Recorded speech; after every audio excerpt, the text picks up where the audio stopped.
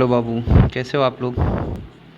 चलो देखो, हम लोग मैं जब आप लोगों को पढ़ा रहा था उस टाइम पे हम लोगों ने जितना टॉपिक और चैप्टर्स कंप्लीट किया था, उसमें मैंने आपको 4 चैप्टर्स कंप्लीट कर दिया था, जिसमें 4th चैप्टर जो है रिप्रोडक्टिव हेल्थ जो था, इसको हमने कंप्लीट किया था। ठीक है, उसके बाद से कुछ डाउट्स हैं आप लोगों के जेनेटिक्स वाले पार्ट में। तो जेनेटिक्स का जो पहला चैप्टर स्टार्ट होता है, जिसमें हम लोग पढ़ते हैं principles of inheritance and variation. ये आप चैप्टर देख सकते हो, यहाँ पे आपके सामने है आपका chapter principle of inheritance and variation, है ना, ये चैप्टर आपका। तो इसमें हम लोग को देखना होगा कि ये चैप्टर क्या है और इसके मीनिंग्स क्या हैं, क्या क्या इसमें प्रोसेसेस के बारे में हम बात करते हैं। देखो, ये वैसे क्या है ना कि चैप्टर बड़ा ईजी नहीं है, लेकिन टफ भी नहीं है, दोनों चीज़ें हैं। ठीक है, एक एक करके हम लोग बात करेंगे इसमें। ये जेनेटिक्स है, और जेनेटिक्स में जैसा कि हम लोग जानते हैं कि अगर क्लास 12th की बायोलॉजी में अगर देखें तो सिर्फ 5 ऐसे चैप्टर्स हैं जो आपके लिए बड़ा ज़्यादा और टफ़ होते हैं, थोड़ा सा कॉम्प्लेक्सिटी काज करते हैं, जिसको समझने में थोड़ी दिक्कत आती है। जैसे इसमें एक ये चैप्टर हो गया principle of inheritance and variation, जिसमें हम लोग क्रोमोजोमल बेसिस ऑफ इनहेरिटेंस पढ़ते हैं। मतलब इनहेरिटेंस जो होता है वो क्रोमोजोम्स के बेसिस पे कैसे होता है, इसको हम पढ़ते हैं। और दूसरा जब हम पढ़ते हैं इसका अगला chapter molecular basis of inheritance, तो उसमें हम लोग मॉलिक्यूलर बेसिस ऑफ इनहेरिटेंस में डीएनए लेवल पे हम लोग बात करते हैं, मतलब मॉलिक्यूलर लेवल पे बात करते हैं। फिर इसके बाद से 2 चैप्टर्स बायोटेक्नोलॉजी के आ जाते हैं, और एक चैप्टर जो होता है इवोल्यूशन का आ जाता है। तो ये 5 चैप्टर्स जो होते हैं जो आपके लिए बहुत ज़्यादा इंपॉर्टेंट है क्लास 12th के एनसीईआरटी में। बाकी अदर चैप्टर्स हैं जो ईजी हैं, जिसको आप खुद से भी चाहो तो पढ़ सकते हो। तो इसमें बिना कुछ देर किए मैं आपको ये चैप्टर स्टार्ट करूँगा आपके लिए। इसमें principles of inheritance and variation. सबसे पहले तो आप यही समझ लो कि ये इनहेरिटेंस एंड वेरिएशन क्या होता है। ठीक है, इसके बाद हम देखेंगे प्रिंसिपल इनके क्या क्या हैं। तो सबसे पहले अगर बात हम करते हैं कि जो इनहेरिटेंस क्या होता है या वेरिएशन क्या होता है, सबसे पहली बात जो हम करेंगे इसमें हम बोलेंगे जेनेटिक्स क्या है। ठीक है, जेनेटिक्स पे आप लेके चलो, जेनेटिक्स क्या है, व्हाट इज जेनेटिक्स। ठीक है, जेनेटिक्स को बोलते हैं branch of biology which deals with the study of heredity and variation. समझना यहाँ पे क्या बोला गया है, ये branch of biology, branch of biology which deals with the study of heredity and variation। Heredity and variation, ठीक है, मतलब बायोलॉजी है। वैसे साइंस पढ़ते हैं हम लोग, साइंस में अलग अलग ब्रांचेज हैं, जिसमें से एक ब्रांच बायोलॉजी आता है। तो बायोलॉजी का मीनिंग हम लोग जानते हैं कि अगर हम लोग जो बायोलॉजी में किसके बारे में पढ़ते हैं, study of life and living processes को ही हम लोग बायोलॉजी बोलते हैं। अब बायोलॉजी का वो ब्रांच जिसमें हम उन प्रोसेसेस के बारे में पढ़ते हैं जिनकी वजह से जो पेरेंट्स के अंदर कैरेक्टर्स हैं वो कैरेक्टर ऑफस्प्रिंग में ट्रांसमिट होता है, या जो ऑफस्प्रिंग्स होते हैं वो अपने पेरेंट्स से कैसे डिफरेंट होते हैं, या ऑफस्प्रिंग्स आपस में एक दूसरे से कैसे डिफरेंट होते हैं। जैसे सिबलिंग की बात कर रहे हैं हम यहाँ पे, जैसे मान लिया आपके भाई बहन हैं, तो एक जैसे एग्जैक्ट कॉपी तो नहीं है ना, एक दूसरे से डिफरेंट है, पेरेंट्स से भी डिफरेंट है और एक दूसरे से भी डिफरेंट है। ये स्लाइट वेरिएशन, स्लाइट डिफरेंस जो आता है अपीयरेंस में या कैरेक्टर में, इसको बोलते हैं वेरिएशन। ठीक है, तो सबसे पहले हम बात करेंगे कि जो इसमें 2 टर्म्स आए हैं, कौन कौन सा आया है, वेरिएशन है, हेरिडिटी है। तो ये हेरिडिटी हो गया और ये वेरिएशन हो गया। इसमें हम एक एक करें। सबसे पहले अगर हम बात करते हैं कि हेरिडिटी क्या है, ज़रा इसको हम थोड़ा सा अलग कलर में यूज़ करेंगे, लिखेंगे। ठीक बाबू, चलिए देखते हैं यहाँ पे हेरिडिटी क्या है।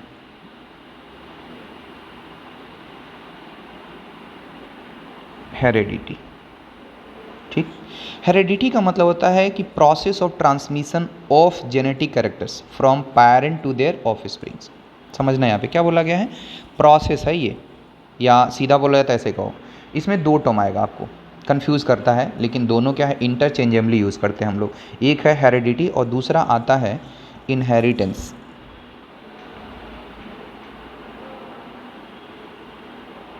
देखना, पहले तो हमको इन्हीं 2 टर्म्स को समझना है कि ये दोनों कहते क्या हैं। हेरिडिटी में हम बोलते हैं transmission of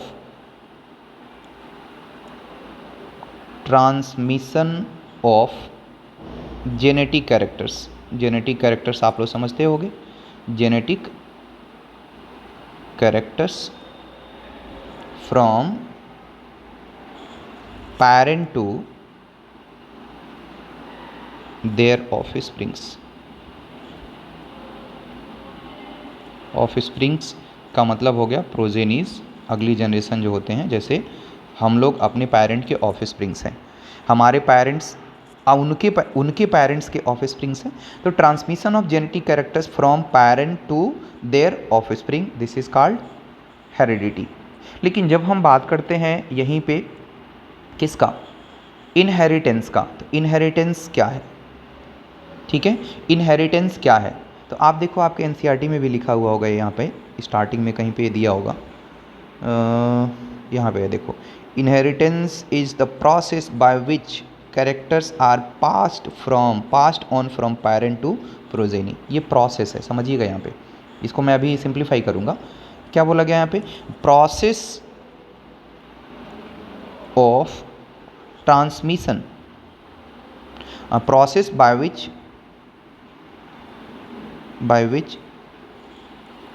genetic characters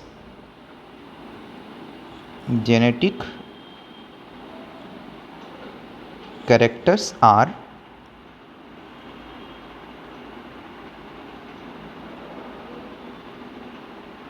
transmitted from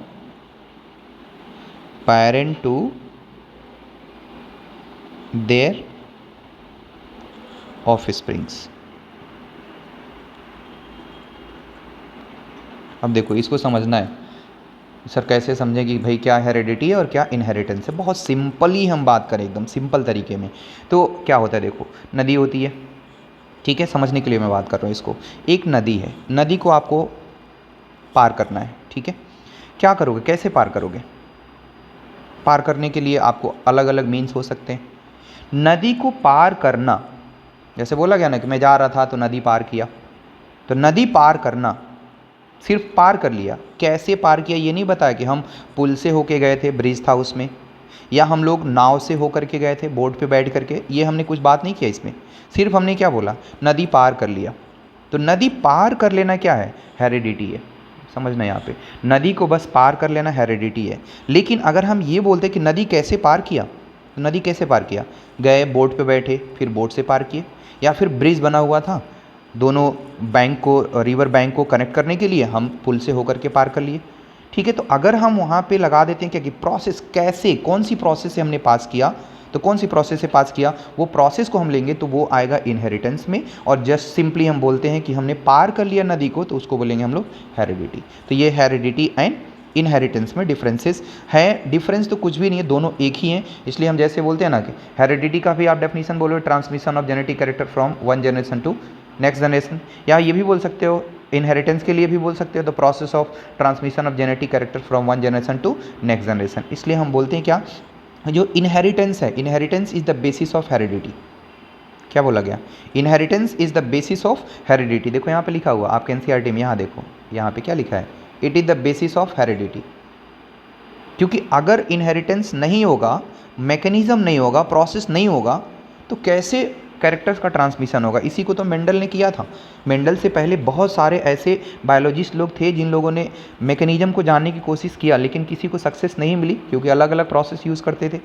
लेकिन यहाँ पे जब मेंडल ने जब सही तरीके का प्रोसेस यूज़ किया तो उनको सक्सेस मिली। तो ये इसको बोलते हैं हम लोग हेरिडिटी।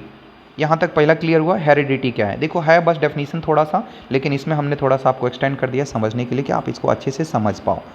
सेकेंड थिंग क्या आता है इसमें, वेरिएशन। जेनेटिक्स का जो दूसरा पार्ट आता है उसको बोलते हैं हम लोग वेरिएशन। वेरिएशन क्या है, वेरिएशन क्या है ज़रा समझिए इसको। एक स्पीसीज़ आप लोगों ने पढ़ा है क्लास 11th में, स्पीसीज़ का डेफिनेशन क्या है। एक स्पीसीज़ के जो मेंबर्स होते हैं, जो एक दूसरे के क्या होते हैं, एग्जैक्टली सिमिलर होते हैं। कैरेक्टर्स की बात करें हम या बॉडी डिज़ाइन की बात करें, एक दूसरे के सिमिलर होते हैं। सिमिलर होने का मतलब जैसे हम सभी लोग यहाँ एक दूसरे के सिमिलर हैं। हमारा बॉडी का जो डिज़ाइन है, जो फीचर है हमारा, वो एक दूसरे के जैसा है, इसको हम बोलते हैं सिमिलैरिटी। लेकिन क्या हम एग्जैक्ट कॉपी हैं एक दूसरे के, नहीं है। ये जो हम लोग के बीच में वेरिएशन जो आता है, जो डिफरेंसेस आते हैं, इसी को हम लोग बोलते हैं वेरिएशन। मतलब members of species are slightly different from each other. क्या बोलेंगे इसको? Members of a species, members of a species are slightly, या इसी को कहीं कहीं आप सबटली के नाम से भी पढ़ते हो, सबटली डिफरेंट फ्रॉम ईच अदर। थोड़ा सा देखना बाबू, यहाँ पे मैं लिख दे रहा हूँ ईच अदर, ठीक है। This is called variation. जो ये थोड़ा सा डिफरेंस आ रहा है ना एक स्पीसीज के मेंबर्स में, इसी डिफरेंस को बोला जाता है वेरिएशन। और ये वेरिएशन ही है जो हमको यूनिकनेस प्रोवाइड करता है कि मैं हूँ, मुझे पहचान सकते हो आप। क्यों? क्योंकि मेरे अंदर वेरिएशन है, मैं यूनिक हूँ। अदर इंडिविजुअल जो हमारे ह्यूमन बींग्स हैं सब, मैं उनसे यूनिक हूँ। किसकी वजह से? वेरिएशन की वजह से। अगर वेरिएशन नहीं होता तो हम अपने पेरेंट के कॉपी होते, अपने जो सिबलिंग्स हैं उनके कॉपी हो जाते, या कहा जाए तो सब लोग एक दूसरे के जैसा दिखाई देते, एकदम एग्जैक्ट कॉपी पहचानना पॉसिबल नहीं हो पाता। तो ये है हमारे चैप्टर का नाम, heredity, the principles of inheritance and variation, या क्या बोलते हैं, the inheritance of principles of inheritance and variation, ये चैप्टर है, ठीक है। अब इसमें आते हम लोग, ये चैप्टर जो है जेनेटिक्स हमने स्टार्ट किया। अब आते हैं कि जेनेटिक्स में अगर हम हेरिडिटी एंड वेरिएशन के बारे में पढ़ते हैं तो कैसे पढ़ते हैं? क्योंकि देखो साइंस क्या है, साइंस ऐसा कुछ नहीं है कि हमने मुंह उठाया और उठा के बोल दिया और कोई भी इसको एक्सेप्ट कर लेगा, ऐसा नहीं होता। इसमें क्या होता है, इसमें हमको प्रूफ देना पड़ता है, एविडेंस देना पड़ता है। तो आज अगर हम हेरिडिटी और वेरिएशन के बारे में बोल रहे हैं कि एक कैरेक्टर पेरेंट्स से ऑफस्प्रिंग में जाता है, फिर क्या होता है कि जो ऑफस्प्रिंग होते हैं वो अपने पेरेंट्स से स्लाइटली डिफरेंट हो जाते हैं, अपने सिबलिंग से स्लाइटली डिफरेंट हो जाते हैं। तो ऐसा थोड़ी नहीं कि सिर्फ बोला गया, इसको एविडेंस दिया गया, प्रूफ दिया गया है। समझ में आ रहा है? अब यहाँ पे हम जेनेटिक्स की बात करते हैं, तो जेनेटिक्स में सीधी सीधी बात होती है। जगह नहीं है, थोड़ा सा रुकिए, हम आप लोग के लिए अलग पेज ले लेते हैं यहाँ से, जिस पे मैं लिखते चलूँगा। थोड़ा परेशान नहीं होना है ना, ये चीज़ हमारी यहाँ पे आ जाएगी, मैं इस पे लिखते समझाते आपको चलूँगा, घबराना नहीं बाबू।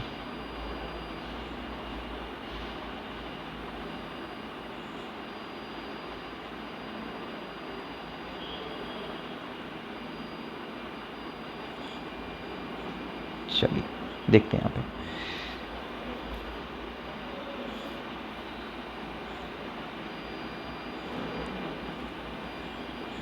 समझो इसको क्या बोलते हैं। अब आता है जेनेटिक्स जो है, तो फादर ऑफ जेनेटिक्स कौन है? किसने जेनेटिक्स के बारे में सब कुछ बताया, मतलब हेरिडिटी और वेरिएशन का जो मैकेनिज्म, इसको किसने एक्सप्लेन किया? तो पहला टर्म आता है, ये टर्म्स बहुत ज़्यादा आपके लिए हेल्पफुल होंगे, फादर ऑफ जेनेटिक्स। सब लोग जानते हो है ना, फादर ऑफ जेनेटिक्स किसको बोलते हैं? ग्रेगर जॉन, JOHANN होता है, जोहान लिखते हैं इसमें, मेंडल, ग्रेगर जॉन मेंडल, इनको बोलते हैं father of genetics. In short आप मेंडल बोल सकते हो, क्योंकि हर जगह पे ग्रेगर जॉन मेंडल इतना बड़ा लिखा नहीं जाता है, ठीक है। तो he is considered as father of genetics, क्योंकि जेनेटिक्स का जो मैकेनिज़्म है, जो प्रोसेस है, सबको एक्सपेरिमेंटल वेरिफिकेशन या एक्सपेरिमेंटली प्रूफ किसने किया था? ग्रेगर जॉन मेंडल ने किया था, ठीक है। दूसरी चीज़ आती है कि ये जो टर्म है जेनेटिक्स, ये टर्म किसने प्रपोज किया? ठीक है, यहाँ पे लेते हैं हम लोग term genetics. Genetics was given by William Bateson होते हैं, लेकिन हम सिर्फ सिंपल में लिखेंगे बेटसन, ठीक है बाबू। ये बेटसन जो थे, इन्होंने जेनेटिक्स टर्म दिया। अच्छा एक चीज़ और देखोगे आप कि ये बेटसन है, जैसे हम बोलते हैं कि फादर ऑफ मॉडर्न जेनेटिक्स, ठीक है ना, फादर ऑफ मॉडर्न जेनेटिक्स कौन है?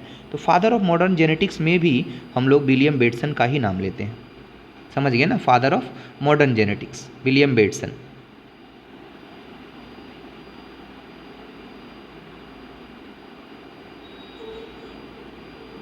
Father of modern genetics,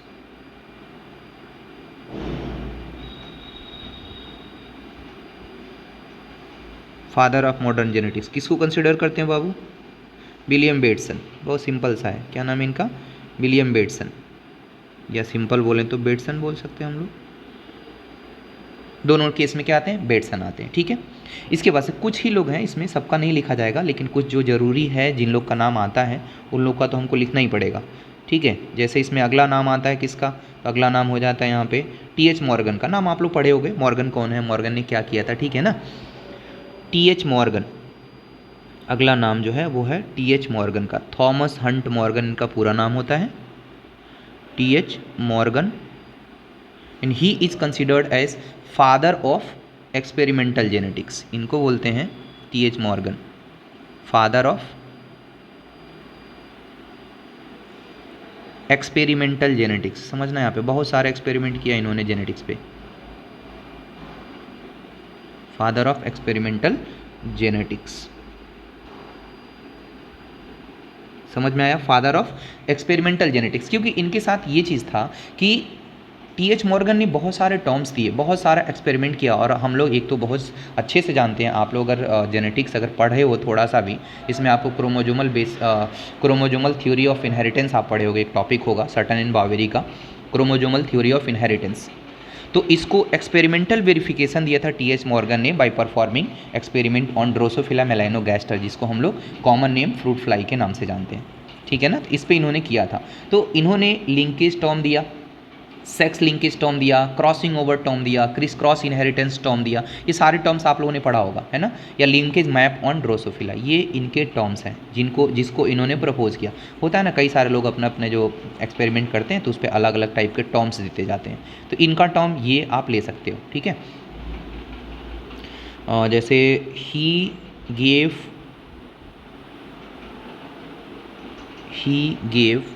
various terms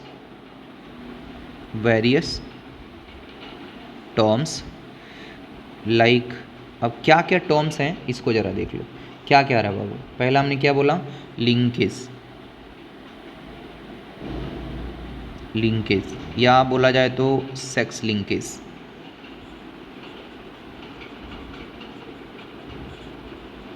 crossing over बोल सकते हो आप, जो हम लोग 11th क्लास में पढ़े थे, क्रॉसिंग ओवर। देखो इसमें क्रिस क्रॉस इनहेरिटेंस भी होता है, लेकिन हम उसको नहीं ले रहे हैं, ठीक है। अगला क्या है? Linkage map on Drosophila, linkage map on Drosophila. जो ज़रूरत है हम लोगों को सिर्फ उतना ही हम लिखेंगे, बहुत ज़्यादा हमको लिखने की कोई ज़रूरत नहीं है, ठीक है। तो यहाँ पे आ गया ये सारे टर्म्स जो टी.एच. मॉर्गन ने प्रपोज किया था, ठीक है बाबू। एक और नाम आएगा, और वो नाम होगा आपका फादर ऑफ ह्यूमन जेनेटिक्स। किसको कंसिडर किया जाता है, ठीक ना? Father of human genetics,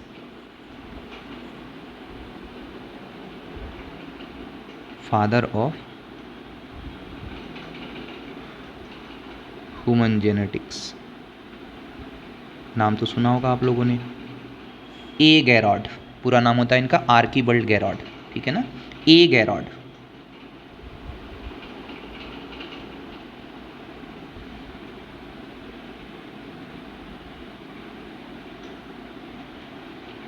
आर्कीबल्ड गैरॉड,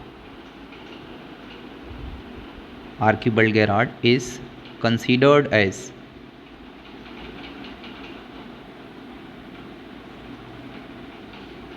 father of human genetics। Human genetics, अब यहाँ भाई कैसे, क्यों इनको ह्यूमन जेनेटिक्स का फादर कंसिडर किया जाता है? सिर्फ जेनेटिक्स की बात बोलेंगे Gregor John Mendel, modern genetics की बात करेंगे विलियम बेटसन आ जाएंगे, लेकिन जब हम बात करते हैं एक्सपेरिमेंटल जेनेटिक्स का टी.एच. मॉर्गन हो गए, लेकिन जब बात करेंगे हम लोग ह्यूमन जेनेटिक्स का तो इसमें आएगा नाम किसका? आर्कीबल्ड गैरार्ड का, जो कि आप यहाँ पे देख सकते हो, आर्कीबल्ड गैरार्ड, ए. गैरार्ड, ठीक है, आर्कीबल्ड गैरार्ड। क्यों आया नाम इनका यहाँ पे आर्कीबल्ड गैरार्ड का? क्योंकि इन्होंने सबसे पहले मतलब कई सारे साइंटिस्ट लोग थे, लेकिन जो ह्यूमन जेनेटिक डिसऑर्डर होते हैं को बहुत सारे हैं, इनमें से सबसे पहले किसी जेनेटिक डिसऑर्डर को अगर ह्यूमन बीइंग में अगर ऑब्जर्व किया गया, डिस्कवर किया गया था, तो बाय आर्कीबल्ड गैरार्ड, और उस डिसऑर्डर का नाम था अल्केप्टोन्यूरिया, जिसको हम लोग ब्लैक यूरिन डिजीज़ के नाम से भी जानते हैं, ठीक है बाबू। तो क्या बोलेंगे यहाँ पे, क्यों इनको कंसिडर किया जाता है, तो यहाँ पे हम ले लेंगे he discovered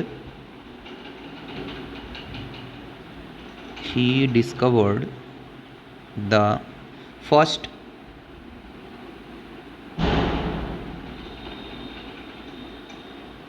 human genetic disorder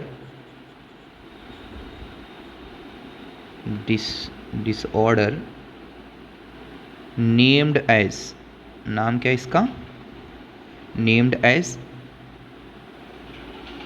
अल्केप्टोन्यूरिया।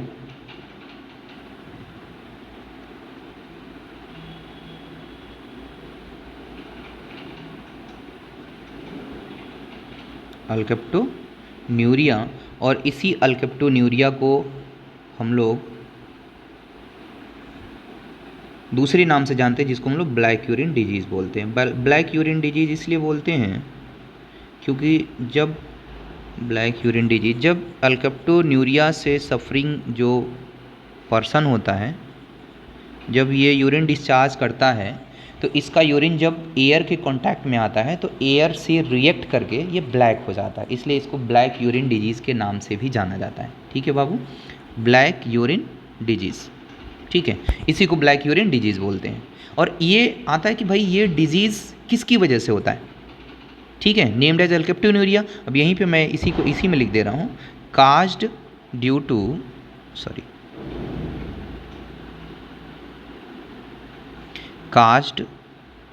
To deficiency of, समझना यहाँ पे एक एंजाइम होता है, उस एंजाइम की डेफिशिएंसी हो जाती है, डेफिशिएंसी ऑफ एन एंजाइम, नाम क्या है इसका, इस एंजाइम का, इस एंजाइम को बोलते हैं होमोजेंटिसिक एसिड ऑक्सीडेज एंजाइम, इसी में होगा जेंटिसिक एसिड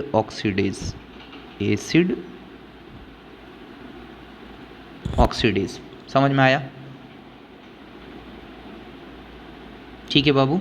अब यहाँ पे एक पॉइंट और, यहाँ पे आपके ये एनसीईआरटी में दिखा हुआ है कि जब हम लोग पढ़ेंगे तो एनसीईआरटी के किसमें आएगा आपका, ये जो हम लोग लिंकेज एंड रिकॉम्बिनेशन पढ़ेंगे तो इसी में आएगा, लिंकेज एंड रिकॉम्बिनेशन में पढ़ेंगे कि ये क्या है, एक सिंगल जीन में जब म्यूटेशन होता है तो काज किया जाता है काज किया जाता है अल्केप्टोन्यूरिया। तो इसके लिए हम ये बोल सकते हैं यहाँ पे, it is caused due to single gene mutation, समझना बाबू, यहाँ पे इसको मैं लिख रहा हूँ यहाँ पे, due to single gene mutation, या लिखा जाए तो one mutant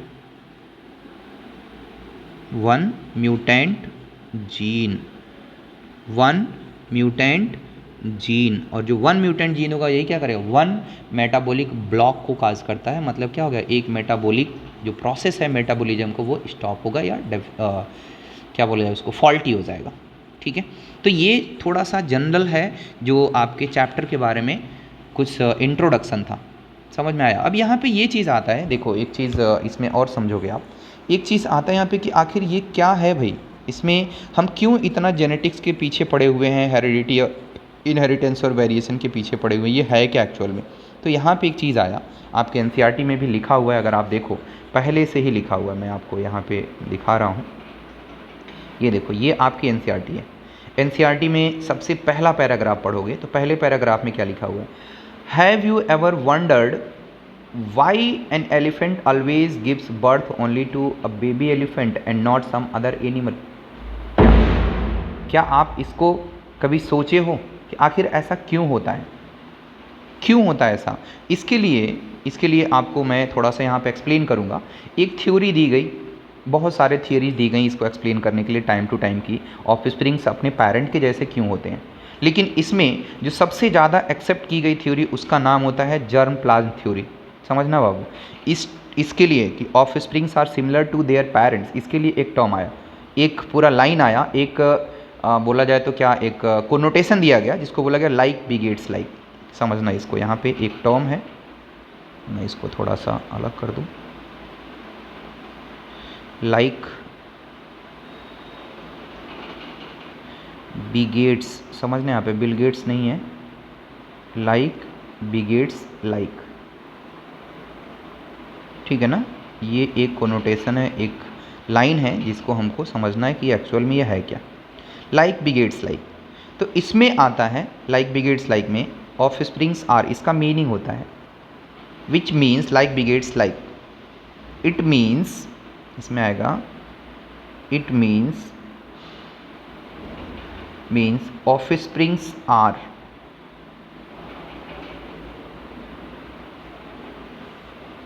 offsprings are similar to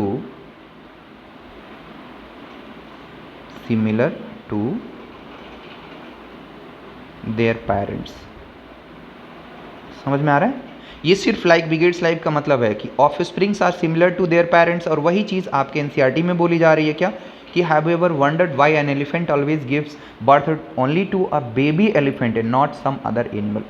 वही चीज़ है यहाँ पे। अब इसको एक्सप्लेन किया गया, बहुत सारे साइंटिस्ट लोग, बायोलॉजिस्ट लोग अपना अलग अलग थ्योरी दिया इन्होंने, लेकिन उनमें से जो सबसे ज़्यादा एक्सेप्टेड थ्योरी होगी हम उसकी बात करेंगे। मोस्ट एक्सेप्टेड थ्योरी जो था उसका नाम था जर्म प्लाज्म थ्योरी, ठीक है। इसका नाम आया क्या? जर्म प्लाज्म, एक ही साथ रहेगा, जर्म प्लाज्म थ्योरी, ठीक है बाबू। जर्म प्लाज्म थ्योरी, ये थ्योरी क्या कहती है, किस लिए दी गई है? To explain like begets like, ये जो कोनोटेशन है इसी को एक्सप्लेन करने के लिए दिया गया। लाइक बिगेट्स लाइक मतलब ऑफ स्प्रिंग अपने पेरेंट के सिमिलर क्यों होते हैं, इसका रीज़न क्या है? तो इसका रीज़न ये दिया गया, अब यहाँ से मैं लिखते चलूँगा आपके लिए। इसका रीज़न क्या दिया गया कि बहुत सारे अलग अलग इसमें आए भाई थियरीज दी गई, लेकिन उसमें से जो मोस्ट एक्सेप्टेड थ्योरी ली गई उसका नाम क्या था? उसका नाम था germ plasm theory. Given by, किसने दिया इसको? गिवन बाई, यहाँ से लिखता हूँ मैं,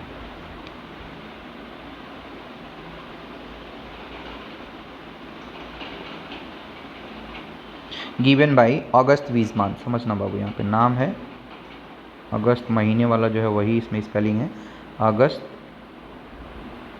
वीजमान, बहुत सारी, ठीक है।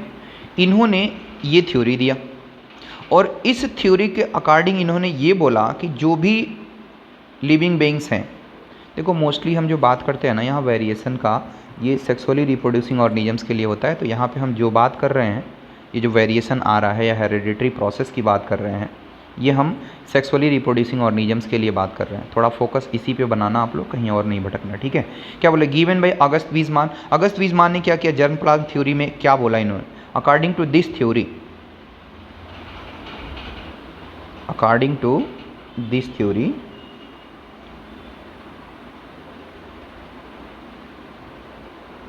दिस थ्योरी क्या बोला गया? एवरी लिविंग ऑर्गेनिज्म, वी है ये, every living organism, every living organism has two types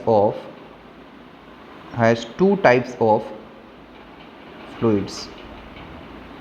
दो तरह का फ्लूइड होता है बाबू, समझना क्या क्या है इसमें। तो जो पहला होता है दैट इज नाम क्या है इनके? तो नाम में आ जाएगा, इसमें एक आएगा आपका सोमैटोप्लाज्म, सोमैटोप्लाज्म, और दूसरा हो जाएगा जर्म प्लाज्म, ठीक है ना। सोमैटोप्लाज्म एंड जर्म प्लाज्म, ये हैं क्या? इसको भी मैं आपको दिखा दूं। देखो बाबू, सोमैटोप्लाज्म जो होता है, प्लाज्मा का मतलब समझते हो आप, फ्लूइड मटेरियल से होगा। जो सोमैटिक सेल्स, भाई हमारी बॉडी में बोले हम लोग सेक्सुअली रिप्रोड्यूसिंग ऑर्गेनिज्म है, तो हमारी बॉडी में कितने टाइप की सेल्स होती हैं? दो टाइप का, एक होती है सोमैटिक सेल्स और एक होती हैं रिप्रोडक्टिव सेल्स या जर्म सेल्स बोलते हैं जिसको हम लोग, जो गैमीट का फॉर्मेशन करती हैं। तो जो फ्लूइड मटेरियल सोमैटिक सेल्स में पाए जाते हैं, है ना, फ्लूइड मटेरियल्स प्रेजेंट इन, कहाँ पे बाबू? Present in somatic cells. Somatic cells, और सोमैटिक सेल्स आप जानते हो बॉडी की वो सारी सेल्स जो गैमीट का फॉर्मेशन नहीं करती हैं। गैमीट को प्रोड्यूस करने वाली जो सेल्स होती हैं सिर्फ उनको हम लोग जॉर्म सेल्स के नाम से जानते हैं। हम लोगों ने जो गैमेटोजेनेसिस का जो चैप्टर पढ़ा था, टॉपिक पढ़ा था हम लोगों ने चैप्टर 3, वहाँ पे ये चीज़ मैंने आपको एक्सप्लेन पूरा किया था। ठीक है, तो यहाँ पे क्या रहा, fluid material present in the somatic cells are called, इनको क्या बोलेंगे बाबू, इनको बोलते हैं हम लोग सोमैटोप्लाज्म।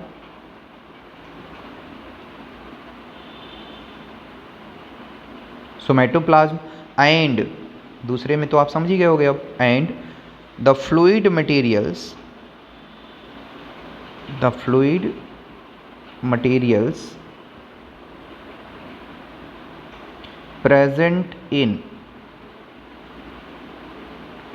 germ cells, क्या हो जाएगा, germ cells are called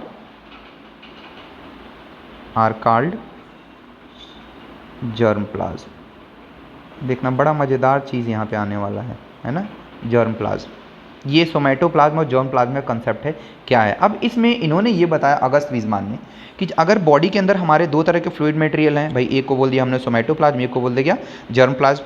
तो अपनी बॉडी में ज़रा हम लोग अगर समझें हमारी बॉडी का फॉर्मेशन कैसे हुआ है, बॉडी कैसे बनी हमारी, जब हमारे पेरेंट्स के गैमीट्स का फ्यूज़न हुआ। देखना बाबू में पैरेंटल सेल, कौन सा सेल, गैमेटिक सेल, जो गैमीट का जब फ्यूजन हुआ, और गैमीट किसने बनाया, जर्म सेल ने बनाया। तो जर्म सेल के अंदर जो फ्लूइड मटेरियल था जिसका नाम हम जर्म प्लाज्म दे रहे हैं, ये जर्म प्लाज्म गैमीटोजेनेसिस के टाइम पे कहाँ चला गया, गैमीट्स में चला गया। और जब उन गैमीट्स का फ्यूज़न हुआ तो जाइगोट बना। अब वो जो जर्म प्लाज्म पहले जर्म सेल में था, गैमीट से होते हुए कहाँ चला गया, जाइगोट में चला गया। जाइगोट डिवाइड होगा, डिवाइड होकर नंबर ऑफ सेल बढ़ेगा और हमारी बॉडी का फॉर्मेशन होगा। मतलब अगर ये कहें तो हमारे पेरेंट से कौन सा फ्लूइड हमारी बॉडी के अंदर आया है, जर्म प्लाज्म। जो सोमैटिक सेल्स होती हैं भाई, सोमैटिक सेल्स तो गैमीट का फॉर्मेशन करती नहीं है, और जब सोमैटिक सेल गैमीट का फॉर्मेशन नहीं करेंगी तो सोमैटोप्लाज्म का ट्रांसमिशन भी ऑफस्प्रिंग्स में नहीं होगा पेरेंट सेल से। समझना, सोमैटोप्लाज्म जो होता है वो मोर्टल होता है, मतलब इंडिविजुअल के डेथ के साथ इसकी डेथ हो जाती है। लेकिन जर्म प्लाज्म क्या होता है, जर्म प्लाज्म इमोर्टल होता है, इसकी कभी डेथ नहीं होती है, but one generation to next generation transmit हो जाता है। किसके थ्रू, गैमीट के थ्रू। अब हम बोलें कि हम लोग क्या हैं, अपने पेरेंट के ऑफस्प्रिंग से, है ना। लेकिन अगर यहाँ पे मैं बोलूँ कि हम लोग अपने पेरेंट के जर्म प्लाज्म हैं, तो क्या ये वर्ड गलत है, जर्म प्लाज्म बोलना हमको अपने पेरेंट के लिए? नहीं, सही है। हम अपने पेरेंट के जर्म प्लाज्म, देखना ये बायोलॉजिकल टर्म है यहाँ पे, कितना मज़ेदार बात है कि अगर सिंपली हम बोले कि we are the germ plasm of our parents, कि हम लोग क्या हैं, हम अपने पेरेंट के जर्म प्लाज्म हैं। सही है, एग्जैक्ट है ये। तो क्या बोला गया यहाँ पे, दो तरह के फ्लूइड मटेरियल्स पाए जाते हैं, सोमैटोप्लाज्म में जर्म प्लाज्म। चलो आगे इसमें मैं आपको एक्सप्लेन कर दूं कि जो जर्म प्लाज्म होता है, देखो बाबू यहाँ पे सोमैटोप्लाज्म पहले लिखते हैं।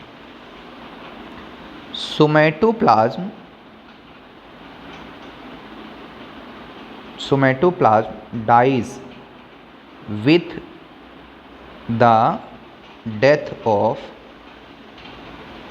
Individual, with the death of individual, but germ plasm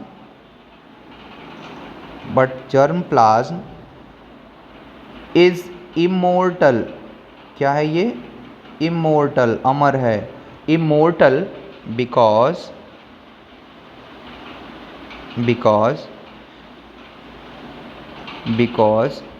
it passes from parent to the offsprings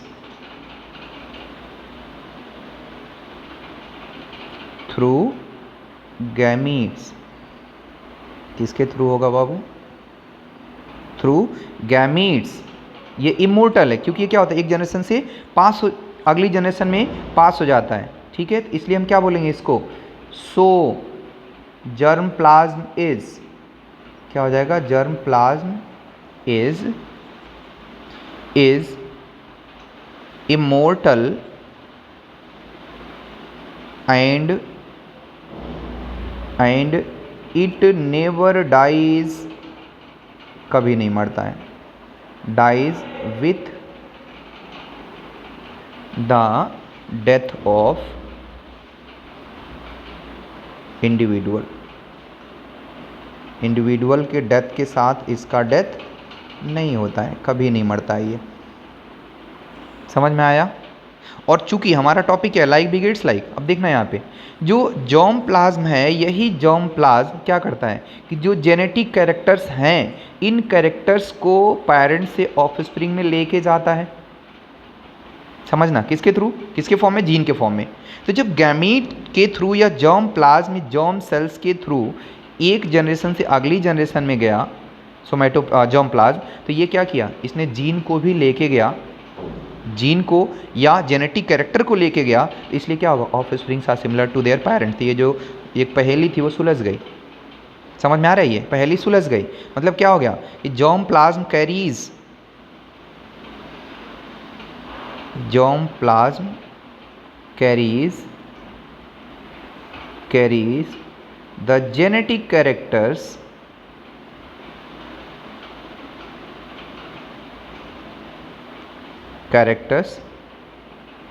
from parent to the offsprings,